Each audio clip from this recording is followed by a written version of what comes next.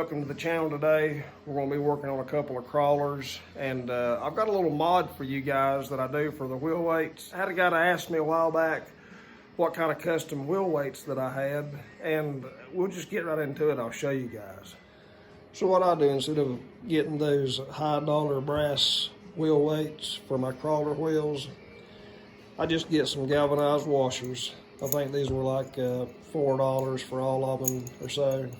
And typically with the hub extensions, I'll put 4 washers in the front tires or front wheels. And you just flip this over.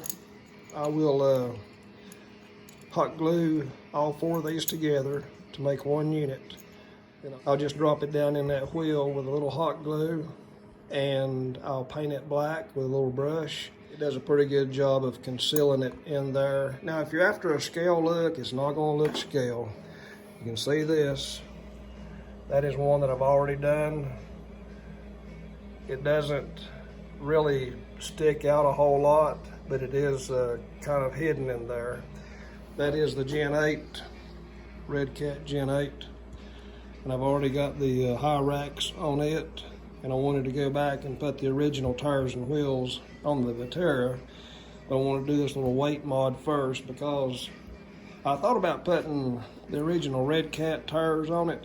These are really good tires, and the only thing bad about these are the foams. When it's cold, these things are as hard as a rock, so it doesn't really do much good unless you're crawling in the summer. So we're going to do this little mod here, and I'll show you how I do it. Adds quite a bit of weight to the front of the vehicle, and then I'll only put 1 washer and one of these hex nuts in the back, and I'll put that nut there, cover up the washer, paint it black.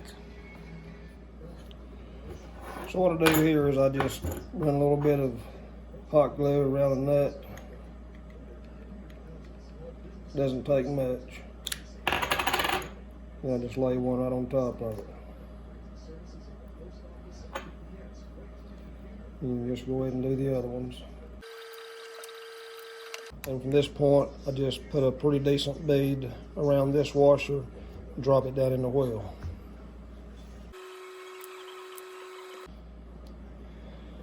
And it kind of resembles a brake disc, you know, if you look at it from this angle. So from the outside in, it is kind of scale looking, but of course it's not much back here. And from here, I'll just run a small bead right around here to keep it inside the wheel. And once this one's painted, it'll be done. And the thing about the hot glue, if you ever do need to service this tire or wheel, you can just take a little screwdriver and reach in here, work that bead loose, and work your washers out, service the wheel just like you would any other wheel. So that's what they look like once they're done and painted. And we'll get these on the truck and show you what they look like. So that's it, guys. They're already installed. Everything's on there, and it doesn't look too bad. Of course, that is not scale.